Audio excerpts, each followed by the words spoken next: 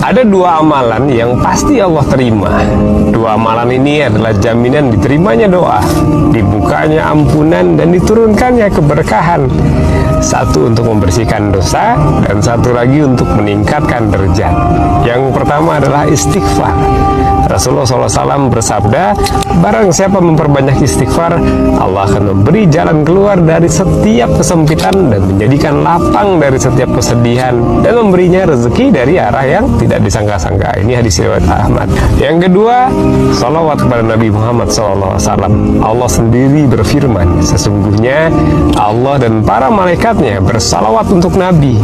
Wahai orang-orang yang beriman, bersalawatlah kalian kepadanya dan ucapkanlah salam penghormatan kepadanya. Ini Quran Surat Al-Ahzab ayat 56. Inilah dua amalan yang tidak pernah ditolak.